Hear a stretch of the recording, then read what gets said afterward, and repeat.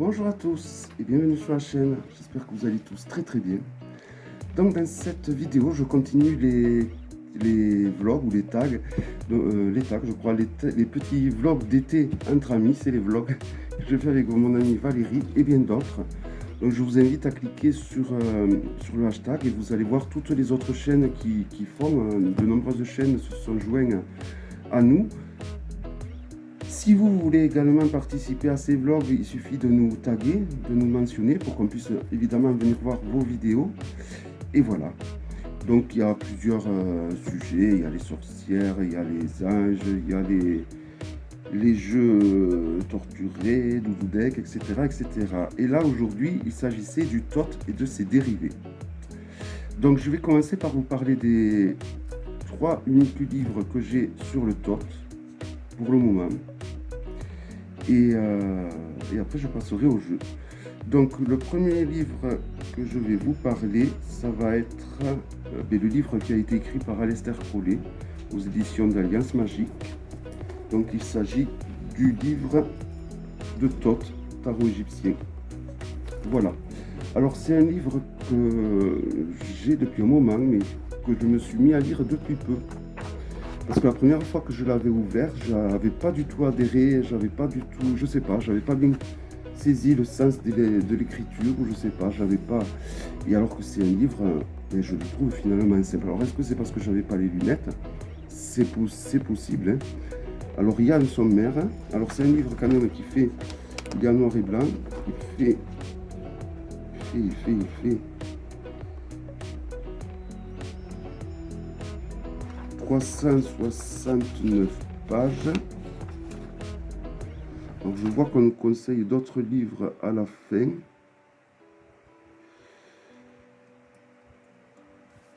Je ne sais pas s'il a un rapport avec le tarot, je n'ai pas l'impression. Les clés ésotériques du tarot, pour ceux qui connaissent, je ne connais pas.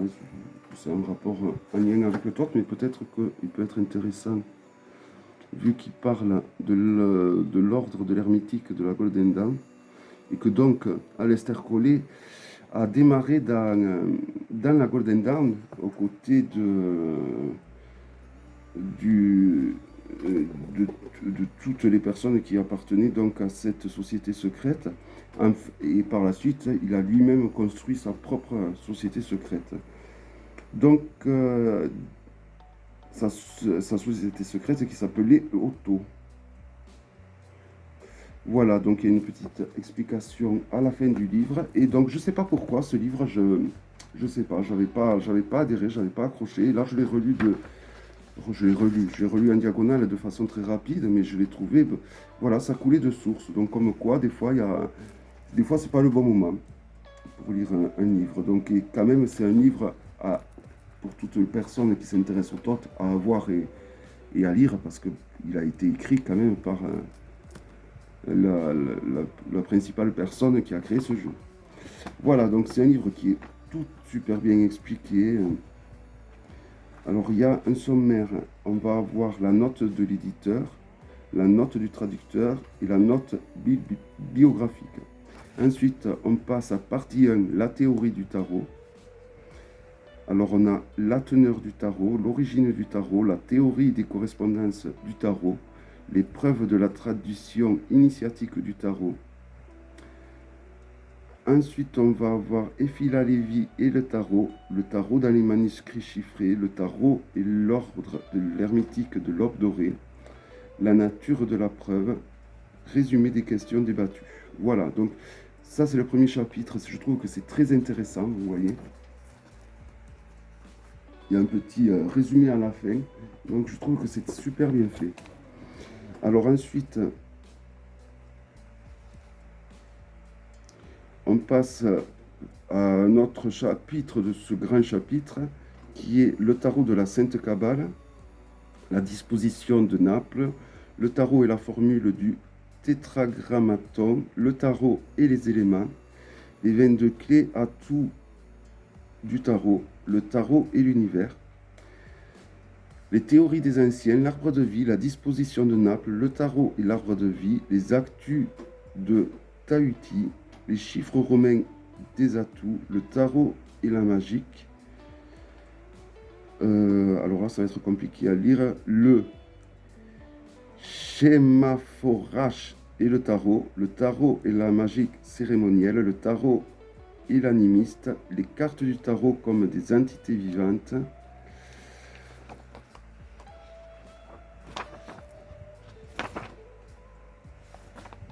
Alors là, on passe... Alors, ils appellent ça partie 1. Alors, partie 1 bis, j'ai envie de dire. Les atouts. Alors là, il y a une explication de tous les atouts. Donc, le fou, etc., etc. Après, on passe à la partie 3, les figures. Partie 4, les petites cartes, donc les mineurs, les numérales. Donc, les coupes, les épées, les disques, les bâtons. Et après, on a l'appendice. Donc, avec le comportement du tarot, son usage dans les arts divinatoires, les atouts, aides, mémoire. C'est bien parce qu'il y a plein de petits résumés, en fait. Les caractères généraux atouts tels qu'ils apparaissent à l'usage, le fou, le silence, etc. etc. Donc c'est un livre qui est, finalement, c'est un livre qui se lit plusieurs fois, je pense. Alors ensuite, on a le diagramme, des tableaux. Voilà, c'est vraiment un livre qui se lit en plusieurs fois, bien en saisir le sens.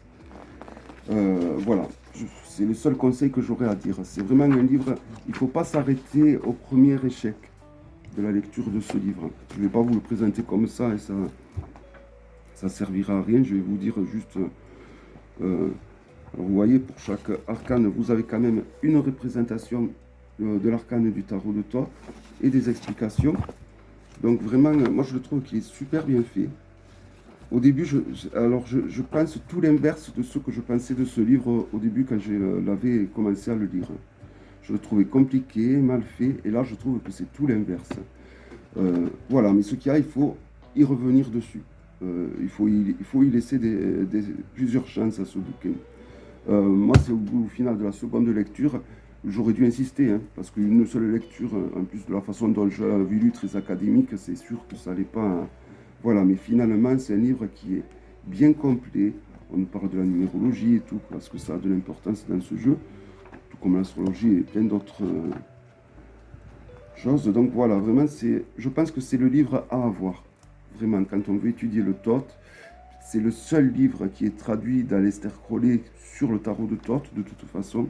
Donc vraiment, moi, je le recommande. Je le recommande et je vous recommande surtout de faire une seconde, voire une troisième lecture. Parce que vous découvrirez toujours des choses que vous n'aviez pas forcément compris lors de la première lecture. Voilà. Ensuite, le tout premier que j'ai eu, alors je ne sais pas si on le trouve encore, c'est un livre qui a été écrit par Jed Ziegler, Le tarot au miroir de tes relations, aux éditions Urania. Voilà. Donc ça va être porté plus sur des questions relationnelles, évidemment, comme le titre du livre l'indique, mais moi je trouve pas, je trouve que quand même il est assez général. Donc ça se présente un peu pareil que l'autre. Hein. On a d'abord un sommaire, hein. Vous voyez. Donc c'est un livre qui fait 224 pages. Il y a le même livre, plus général, avec une couleur violette, qui là est très très cher. Je sais que ça, on atteint des sommes de 500-600 euros le bouquin, hein, pour un petit livre comme ça. Donc celui-là, je crois qu'on le trouve encore à des prix, on va dire, normaux. Je crois, hein. Mais bon, moi ça fait un moment que je l'ai, donc depuis, les choses ont dû peut-être changer. Donc au sommaire, on a la préface, les remerciements, l'introduction, les relations humaines, un champ d'apprentissage, s'engager, la relation à l'entité, conseils pratiques d'utilisation de ce livre, et après on passe à l'interprétation des cartes pour les relations. On commence par les arcanes majeures, ensuite on passe aux cartes de cours, et enfin aux arcanes mineurs. Et il y a beaucoup de tirages qui sont proposés. Il y a 9 tirages qui sont proposés. On a le tirage de l'homme et de la femme intérieure. On a les tirages de l'éclaircissement d'une question relationnelle ou d'un conflit entre partenaires. Un autre tirage sur le tarot relationnel. Un autre tirage sur la parole des sept.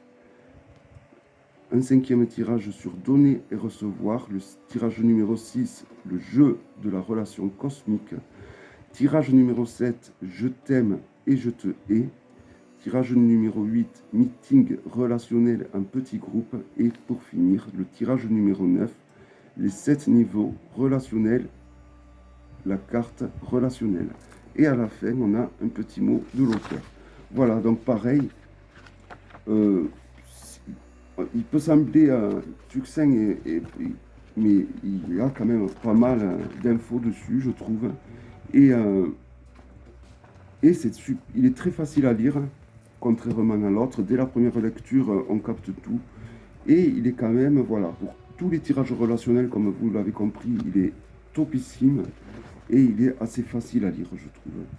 Voilà, vous avez une représentation d'arcane avant l'explication de celle-ci. Donc il y a noir et blanc, mais il est vraiment très bien fait, je trouve. Voilà, je le recommande vraiment. Bon, je recommande l'autre aussi, si vous... Des fois, l'autre, vous pouvez le trouver dans des vides-greniers, dans des puces, pourquoi pas, dans des trucs comme ça. Des fois, les gens, ils le vendent sans trop savoir. Mais voilà, sinon, j'avais vu le prix de l'autre livre.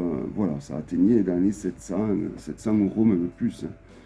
Donc bon, moi, je m'étais acheté celui-là à l'époque et je le regrette pas. Voilà, et je vais le reprendre parce que ça fait très longtemps que je l'avais lu et donc il ne reste pas grand-chose parce qu'il y a eu tellement de lectures entre-temps et de tarot que bon.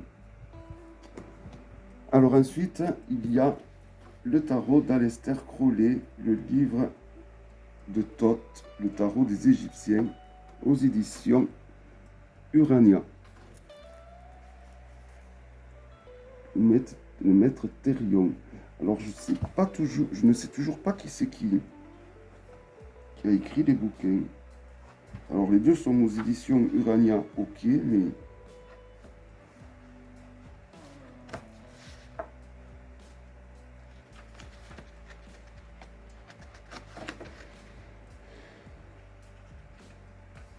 voilà, non, ça ne le dit pas, c'est bizarre. Voilà, donc c'est un livre un petit peu plus général, celui-là. Voilà. Je dirais que les deux sont complémentaires. Celui-là, il est sur les relations, et ça, c'est un livre vraiment plus général. Moi, je le trouve très intéressant. Il est assez ésotérique, je trouve. Mine de rien. Alors, l'introduction, fais ce que tu veux, ce sera le tout de la loi. Une phrase assez dit et redit par Aleister Crowley. Donc, il y a une explication, donc, un peu de la vie d'Aleister Crowley, de son parcours. Et après, on passe au livre de Thoth, donc c'est-à-dire au tarot.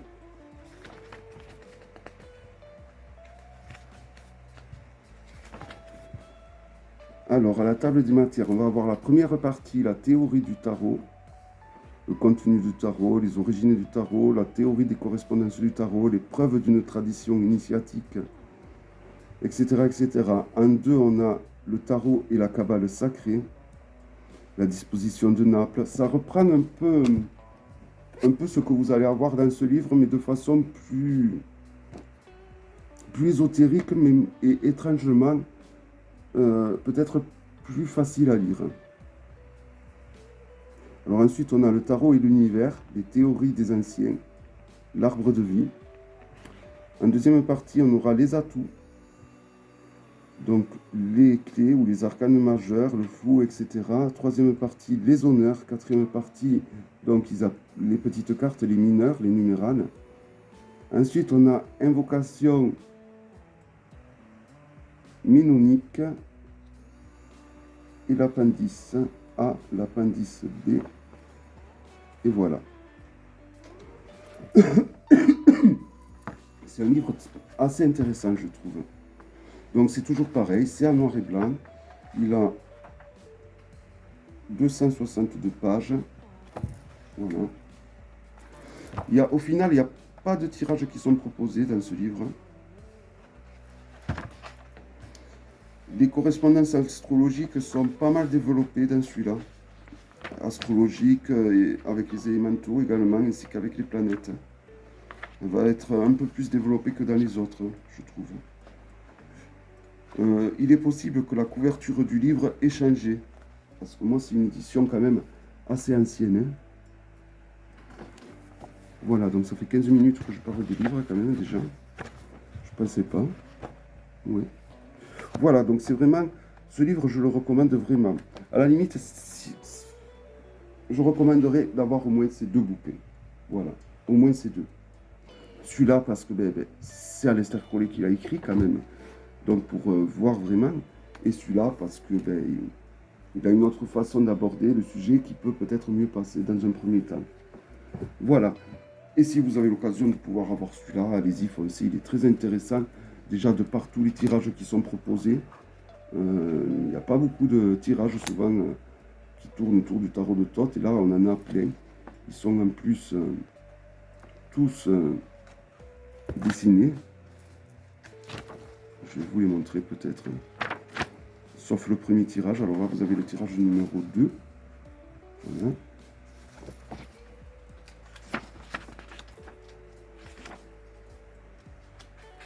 Alors là, vous avez le tirage numéro 3. Vous voyez, c'est des tirages quand même assez sympas avec pas mal d'arcanes. Alors on a le tirage 4 et le tirage 5. Pareil, vous voyez, c'est des tirages assez conséquents, je trouve. C'est super intéressant. Et en plus, c'est des tirages relationnels, donc c'est vraiment très intéressant. Le tirage numéro 6.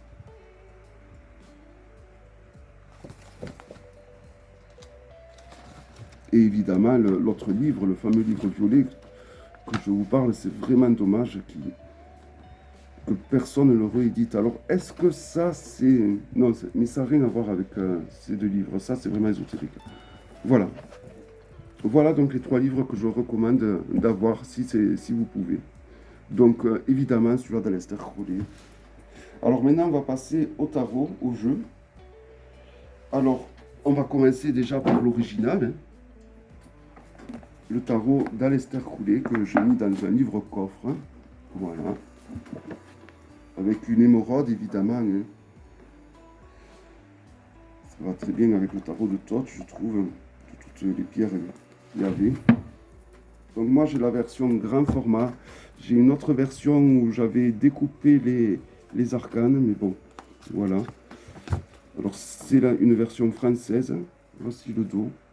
Donc c'est des grandes lames. Moi, j'aime bien. Alors, il est dans l'ordre, normalement. Non. Alors, je ne sais pas si vous regarderez cette vidéo si j'aurais mis cette vidéo après avoir présenté le nouveau dérivé que j'ai eu du Thoth, le Journée to the Thoth. Mais voilà, ce sont deux jeux, je trouve, qui au niveau des couleurs sont très très proches les uns des autres. Voilà, en tout cas, c'est un jeu qui a une réputation de compliqué, de dur. Je trouve pas. Bon, je trouve pas. C'est parce que peut-être il y a moins de livres dessus et donc du coup on a cette fausse sensation, mais je trouve pas qu'il est plus compliqué qu'un Marseille ou qu'un Rider, franchement. En plus, vous avez un mot-clé au niveau des arcanes mineurs, donc qui aide vachement au début. Donc vraiment, et même si c'est pas des arcanes mineures illustrées, elles sont très parlantes, ces arcanes mineures, je trouve. On ressent de suite si elle est positive, si elles sont positives ou négatives. Voilà, donc un très joli tarot, je trouve, pour l'époque. Très puissant même, je dirais. Voilà. Donc on va passer au dérivé.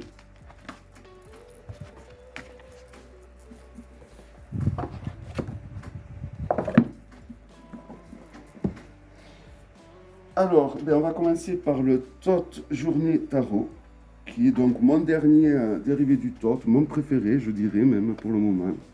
Je dirais même qu'il a dépassé le maître. Donc le Thoth Journée Tarot, un Oracle for Change. L'Aquarius édition, la première édition avait le contour doré, celle-ci elle les a neutres. Voilà, donc il y a un guidebook mais en anglais, mais très intéressant. Vraiment, il est simple, ils ont fait beaucoup de résumés, il est très bien foutu ce guidebook. Alors, le tarot est de très très bonne qualité. Voilà le dos. Et il est très coloré, donc comme le tarot de Thoth, je trouve. Donc là, c'est les majeurs.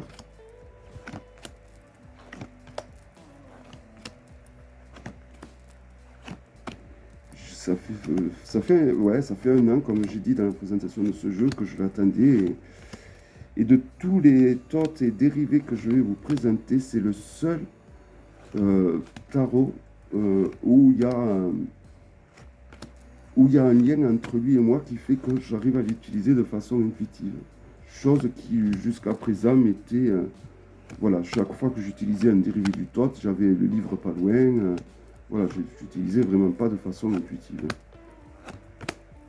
J'essayais, mais bon, voilà, il me fallait avant bien le manipuler, bien lire les bouquins. Celui-là, non. Dès que je l'ai ouvert, de suite, j'ai senti qu'il y avait un truc qui passait. Donc, vous voyez, c'est un jeu très très coloré. Donc, c'est des peintures, hein, je crois qu'elle a mis un sacré bout de temps à faire tous ces tableaux. Comme Lady Freya, hein, pour le Thoth. Hein.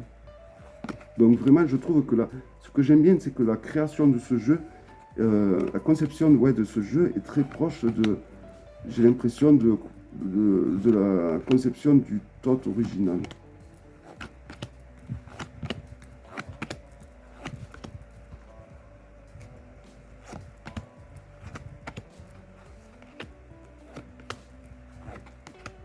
Voilà.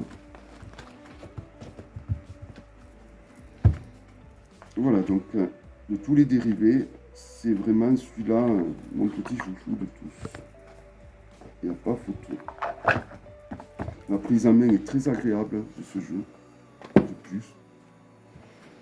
Alors ensuite, je vais vous les présenter par ordre décroissant. Celui-ci, le Lovely Tarot, une pépite. Alors, on dit que c'est un dérivé du Thoth, mais on reste quand même proche au niveau des arcanes mineurs de l'illustration d'un rider, je trouve.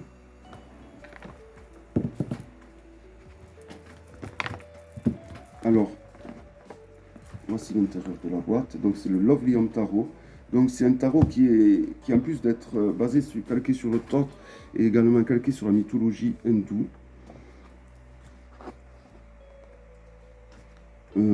Voilà, le guidebook est tout en couleur, il est super bien fait.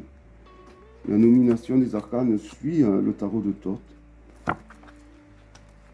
Voilà, il est très intéressant. Il y a des tirages qui sont proposés. Voilà, le guidebook est vraiment très très bien. Alors il arrive dans un pochon comme ceci. Et alors ce que j'aime bien dans ce tarot, c'est que le travail avec les éléments est bien présent, je trouve.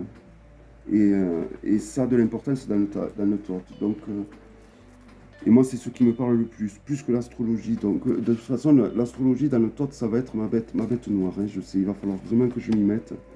Voici le dos.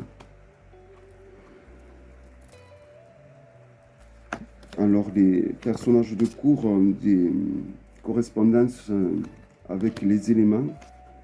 Par exemple, le cavalier va correspondre au feu, la reine va correspondre à l'eau, le prince à l'air, la princesse à la terre. Et chaque mineur va correspondre aussi, évidemment, à un élément. Donc, les coupes à l'eau, les épées à l'air, les disques aux terres, les bâtons au feu. Alors ça, c'est assez traditionnel. Mais ça veut dire que, par exemple, si on prend le prince d'épée, il va avoir le double élément de l'air qui va le caractériser. Si on prend par exemple le prince de coupe, lui, il aura l'air et l'eau. Alors si on prend par exemple le prince de feu, son élément va vraiment être décuplé par l'air qui va décupler le feu. Voilà, donc je trouve que dans ce jeu, ça c'est très intéressant, le fait qu'ils aient mis en avant les éléments. Et donc en plus, vous avez l'empreinte évidemment de la religion hindoue. Voilà, un très joli tarot, je trouve, très intéressant.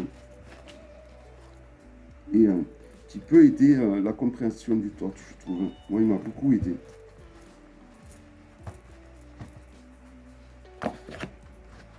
Voilà, donc il arrive vraiment dans un pochon d'une qualité excellente.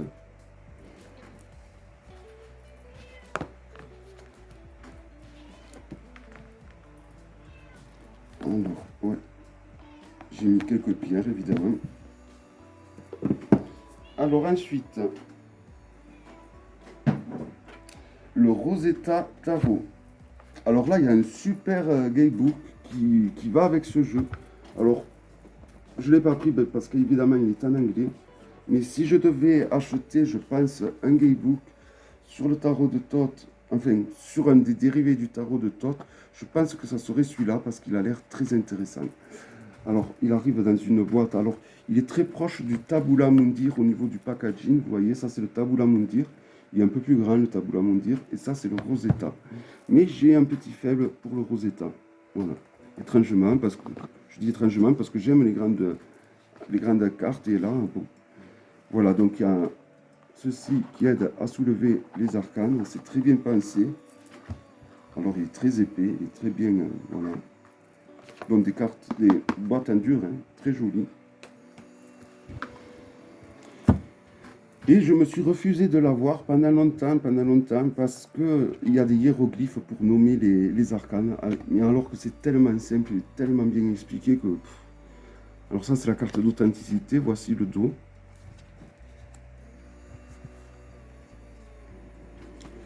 Alors là, il y a le nom de ma chatte et le nom de moi fait en hiéroglyphe. Voilà. Et là, on a un petit lexique pour nous aider à comprendre donc comment interpréter le nom des arcanes du jeu. Et c'est tellement simple. Alors là, vous voyez, ces petits points, ça représente les mineurs. Donc c'est vraiment très très simple. Voilà. C'est vraiment très très simple. Mais très utile pour le coup. Donc voici la présentation des arcanes. Alors là aussi, je trouve qu'il est assez fidèle au Thoth original, ce jeu. Donc les cartes sont de très très bonne qualité. Alors le dos, je ne sais pas plus si je vous l'ai montré. Ça fait très rosicrucien le dos.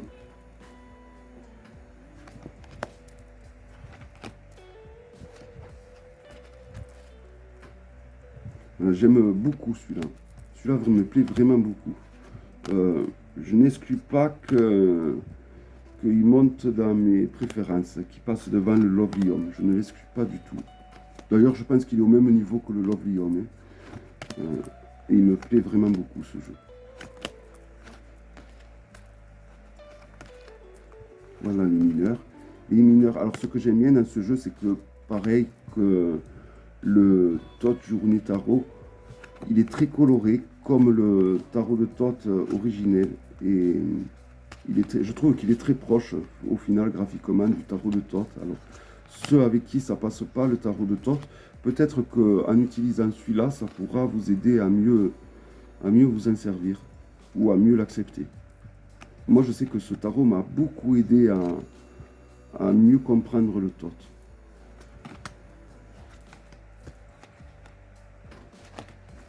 Voilà, donc il s'agit du Rosetta Tarot.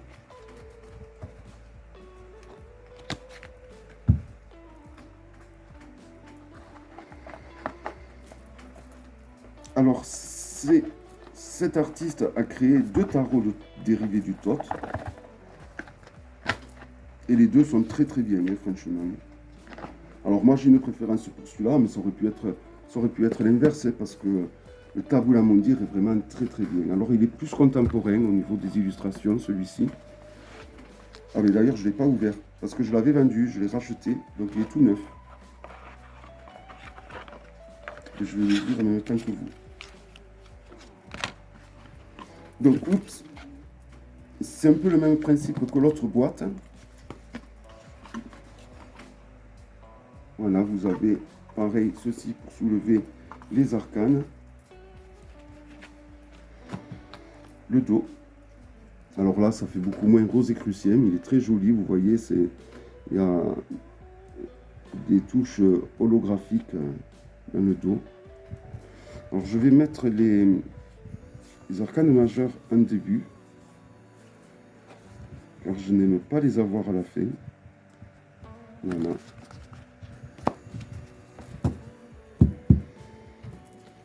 Donc,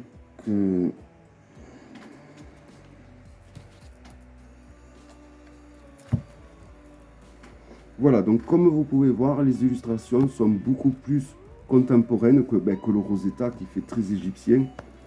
Là, on a vraiment des illustrations... voilà, mais j'aime beaucoup. Je trouve que les illustrations sont très intéressantes. Et on reste quand même assez proche du toit aussi. Moins que pour le Rosetta, hein, mais c'est ça qui fait son charme aussi, c'est qu'il a aussi son univers et son monde à lui. Alors j'adore vraiment les illustrations de ce jeu. Vraiment, les deux jeux de cette créatrice sont vraiment magnifiques, je trouve. C'est vrai que le Tabula Mundir, c'est vraiment une pépite ce jeu. Et donc pour les deux tarots, que ce soit le Rosetta Tarot ou le Tabula Mundir Tarot, elle a fait deux superbes bouquins que je n'ai pas. Mais bon, comme je vous ai dit, si je devais m'en procurer un, je pense que ça serait le bouquin du Rosetta, je pense. Et je suis à deux doigts de me le procurer. Le seul truc qui me freine, c'est la langue. C'est le fait qu'il soit en anglais. Ça me freine drôlement. Voilà, alors celui-là, il est davantage connu, le Tabula Mundir. On le voit davantage sur les réseaux, je trouve.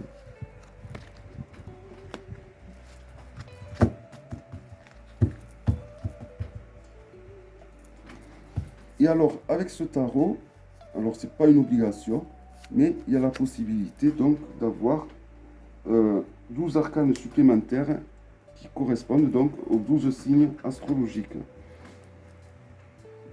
Que je n'ai toujours pas ouvert.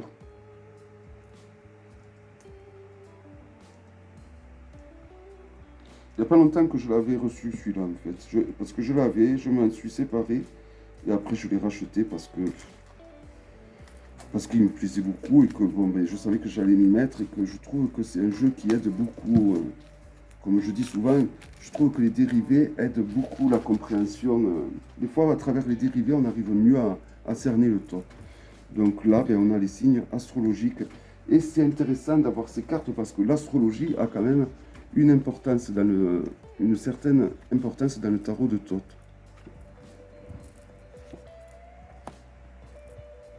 Voilà, donc du coup, on a 12 arcanes supplémentaires.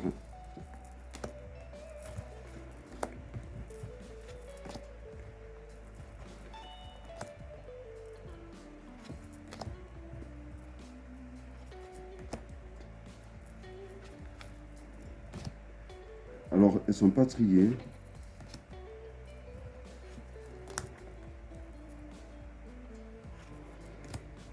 Alors, il y a une arcane, deux arcanes supplémentaires, je crois. Celle de l'arbre de vie, voilà. Oh, je sais pas si on utilisait celle-là, je pense pas.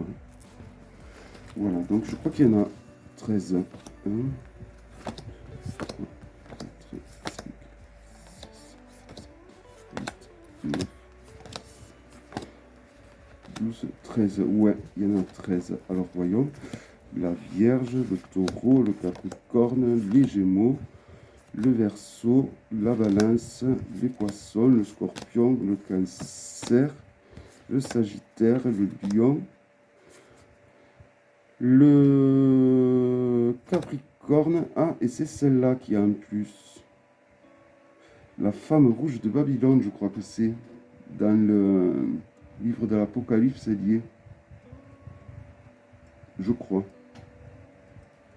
Mais voilà, je n'ai pas le guidebook, donc du coup, je suis limité. C'est pour ça que, bon, peut-être que je vais prendre le guidebook du Tabula Mundir Tarot, parce que j'ai vu que Claire, elle en a parlé, et apparemment, il est très très bien. Mais le Rosetta me plaît vraiment. Alors, je sais pas, ou alors les deux, je vais voir. Je sais pas, je suis entre deux. Voilà, donc ça fait un tas assez sympathique, du coup, vous voyez, avec les 12 cartes supplémentaires. Alors, on n'est pas sur un tarot grimoire pour autant, mais bon... Alors là, par contre, c'est pas... Bon, ça va partir avec le temps. Vous voyez, on a le défaut de la découpe. Je ne sais pas si vous allez le voir. Chose qu'on n'aurait pas s'ils avaient été doré ou argenté, vous voyez. Hein. Bon, ça s'en va, hein, en grattant, ça s'en va tout seul. Hein. Ça ne me dérange pas du tout. Moi. Les arcanes, il faut que ça vive, il faut que ça s'abîme de toute façon. Voilà, un très beau jeu, franchement, que je suis vraiment très heureux de m'être reprocuré. J'avais fait une bêtise ce jour-là. Voilà, donc du coup, il est un peu plus complet que l'autre du fait d'avoir donc 12 arcanes et plus une 13e en supplément.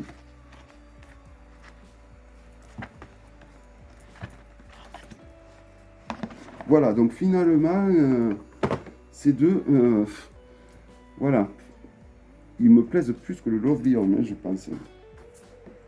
Alors ensuite, celui-ci qui est un tarot en noir et blanc sur le monde des witches, des sorcières, qui est le, alors, la prononciation va être dure, le Wayward Dark Tarot. Donc il arrive dans une boîte en métal, en dur, il n'y a pas plus solide. Pour le coup, vous pouvez vous l'emporter partout. Il a une finition lignée, donc la qualité c'est topissime. Voici. Il y a un petit gaybook, mais très très sommaire hein, pour le coup. Un petit gaybook de 23 pages, donc c'est très léger. Hein. C'est pas suffisant du tout. Voilà. Mais bon, voilà, ça peut aider dans un premier temps. Si vous parlez anglais, pourquoi pas. Donc, il est complètement mélangé parce que j'ai utilisé celui-là pour le coup. Voici le dos. Il est très proche, d'un tot, mais en noir et blanc en fait.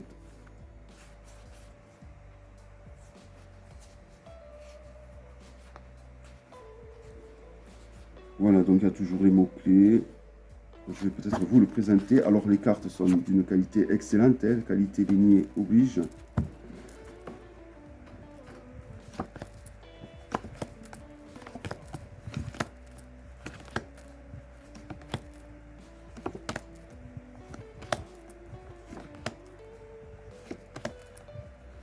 J'ai très peu de dérivés du tot, mais les peu que j'ai, je suis fan à fond, je trouve. Franchement, si je devais en choisir un plus qu'un autre, parce que moi je disais que le dernier que j'ai reçu, le Journée to the Tot, bon, c'est vrai que c'est celui-là qui passe le mieux de façon intuitive, mais c'est pas pour autant mon préféré à comparer du Tabula Mundi ou du Rosetta Tarot que j'aime énormément. Même le Lovely Home, hein. Même celui-là. Mais celui-là, bon, je sais pas pourquoi, celui-là il me demande plus de temps pour me l'approprier que les autres, étrangement. Alors je pense que c'est parce que c'est sur le monde des sorcières et que j'en suis un peu rebuté de tous ces jeux sur les sorcières, ça m'a un petit peu... C'est ça le problème maintenant avec le monde du tarot, c'est que il y a tellement de créations, de jeux qui sortent tous les mois que un domaine qui nous plaisait, il est tellement vu et revu qu'à la longue, ça nous épuise. Je trouve, hein, moi, du moins, c'est ce que ça me fait. Alors, j'en avais un autre dérivé du tot sur des grandes cartes que j'ai revendu, non, que j'ai offert. Bon, j'espère que la personne en fera bon usage et qu'elle garde toujours auprès de elle. Voilà, je l'ai offert et on ne le trouve plus, je crois. C'est comme ça. Mais voilà, ça, voilà, c'est vrai que je trouve que les dérivés du tot, il n'y en a pas beaucoup, mais le peu qu'il y a, ils sont vraiment super intéressants, je trouve. Chacun peut vraiment trouver son compte, je trouve. Parce qu'il en existe d'autres, hein, quand même, mine de rien. Mais c'est vrai qu'il y en a moins que de Rider. Non.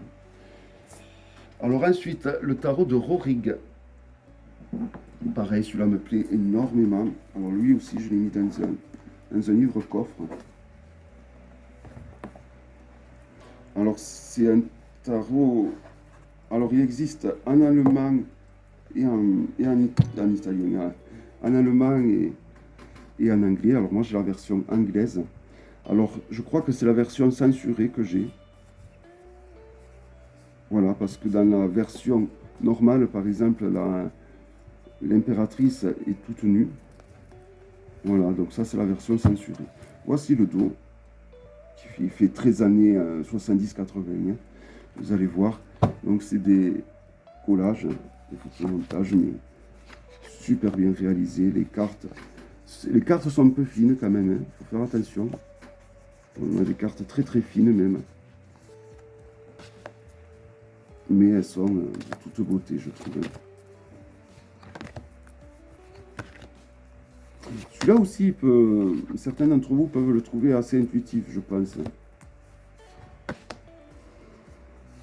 D'ailleurs, il me fait beaucoup penser au tarot ukrainien que j'ai présenté dernièrement.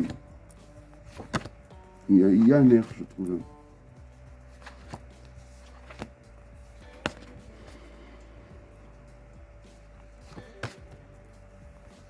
Alors bon, moi évidemment j'aime les grandes arcanes, donc là ben, je suis aux anges. Non mais c'est vraiment, le tarot de Rorik me plaît vraiment beaucoup. Il aurait mérité par contre une qualité un peu meilleure, je trouve. Ah, ou alors c'est peut-être la version qui n'est pas censurée, ça je sais pas. Bon, en tout cas je sais qu'il existe en deux versions, une version censurée où il n'y a pas les personnages qui sont nus et une autre où ils sont nus que total. Et bon, là, j'en ai vu en nu, donc c'est pour ça que je trouve ça bizarre. On retrouve les mots-clés, toujours sur les mineurs. Voilà, un magnifique tarot. Là, il n'y avait pas de guidebook non plus qui est venu. Donc, on le trouve toujours sur le site de Rorik, tout simplement, en Allemagne. Et vous pouvez choisir donc soit la version allemande ou la version anglaise que je recommande plutôt. Sauf s'il y en a d'entre vous qui ont fait allemand, évidemment. Voilà. L'avant-dernier, qui est le The Urban Tarot. Alors j'en ai un autre, mais je ne crois pas que ça en est un, en noir et blanc. D'ailleurs, je ne l'ai pas sélectionné. Mais non, ce n'est pas un. Le Urban Tarot, qui est un tarot qui était à la base un tarot auto-édité. Il y avait dans une boîte en dur. Et il est devenu après mass market, me semble-t-il. Voilà, alors, vous voyez, quand on tire, on voit les 8 de l'infini. Il est super bien fait, cette boîte. Voici l'intérieur. C'est une très belle boîte, je trouve. De très bonne qualité. Et pareil, donc là, nous avons de grandes arcanes. Là, la qualité est vraiment très très bonne. Voici le dos.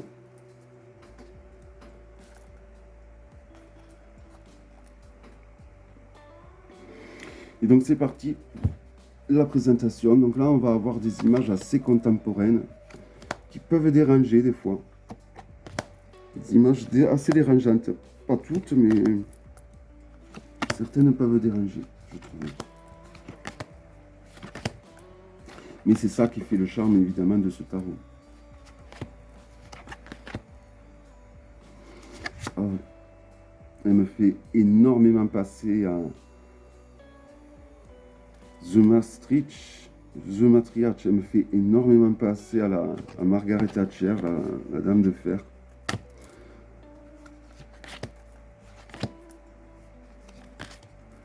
Voilà, c'est un magnifique tarot, je trouve.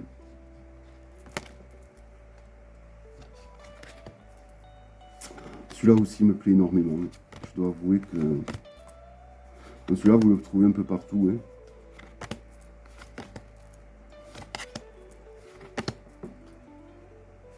Il n'y a pas de... À ma connaissance, je n'en connais pas. Vous me corrigerez si je dis une sornette, mais je ne crois pas qu'il existe de jeu sur les animaux. Oh, l'empereur que j'aime pas. J'ai jamais aimé cette arcane-là, cette représentation. Voilà, donc il y a des images très dures dans ce jeu, je trouve. Et je ne crois pas qu'il existe de tarot de Thoth sur les animaux. Je n'ai pas l'impression. Voilà, mais il est vraiment magnifique ce tarot. La qualité est excellente. Vraiment une très très bonne qualité.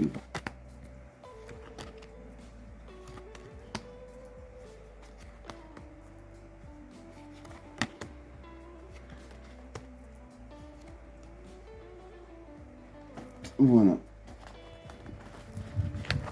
Donc le Urban Tarot. Tarot que j'aime beaucoup aussi. C'est très dur de... Ben, ces tarots-là, vraiment, je les aime tous en fait. Il n'y en a pas un que j'aime plus que les autres. Vraiment, tous, ils me plaisent énormément. Tous. Il n'y a que celui-là, à la limite, qui est celui-là qui me plaît le moins. Voilà, je sais pas pourquoi. Pourtant, il est super bien. Hein. Le packaging, boîte en fer, c'est le top. Je sais pas pourquoi, j'accroche pas à celui-là. Après, tous les autres, j'adore vraiment. Et alors, le dernier, alors ça, je suis pas... C'est que souvent, il est vendu comme un tarot de Thoth. Il est considéré comme un tarot de Thoth. Mais moi, je le considère comme un rider. Alors, vous me direz ce que vous en pensez. Hein. Je sais plus du tout le nom de ce jeu.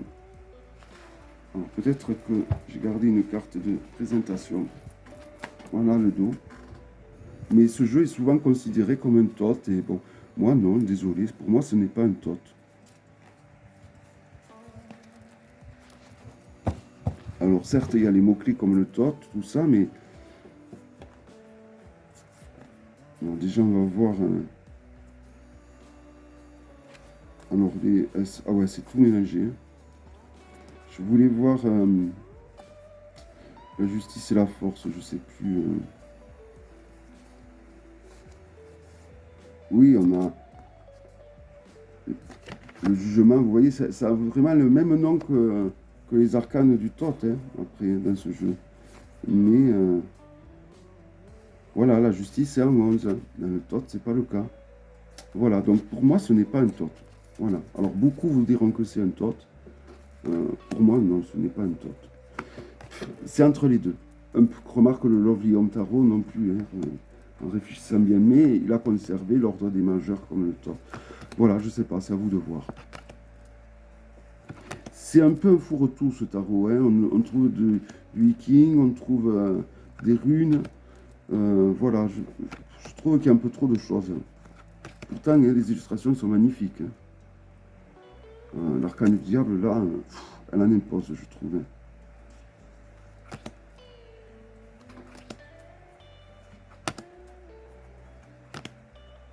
Alors, je ne sais plus du tout le nom de ce jeu. Vous regarderez dans les commentaires. Je pense qu'il y en a qui doivent l'avoir et qui doivent connaître. Hein.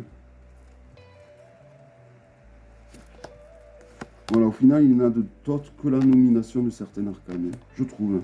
Bon, après, j'exagère un peu, je ne l'ai jamais vraiment utilisé, donc bon.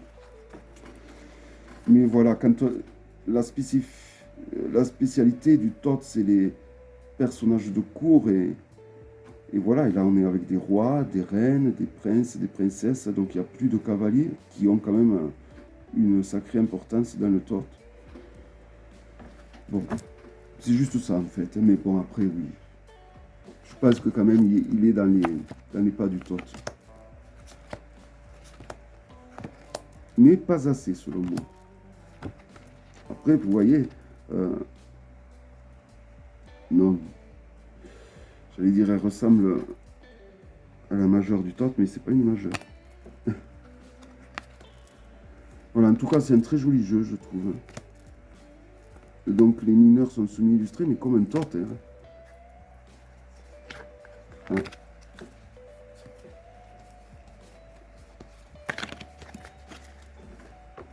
Il me plaît beaucoup quand même. Hein. Je pense qu'il me plaît plus même que celui-là noir et blanc. Qui est pourtant plus fidèle au Thoth.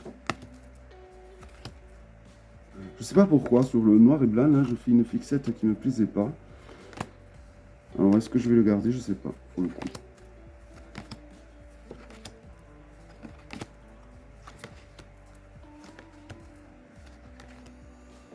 Voilà. Mais, après, ils me plaisent tous, et je les aime tous, et je les garde tous. Sauf, voilà, celui-ci. Je sais pas pourquoi, celui-là sur les sorcières, là, je sais pas. Je sais pas, pourtant, il a tout pour être un bon jeu. La qualité, le packaging, très fidèle au Thoth, tout en ayant son propre univers. Je sais pas pourquoi, je sais pas. Voilà, donc pour ce tag sur le Thoth et les dérivés, j'espère que cette vidéo vous aura plu. Je vous donne rendez-vous donc à très bientôt pour une prochaine vidéo. Bye bye.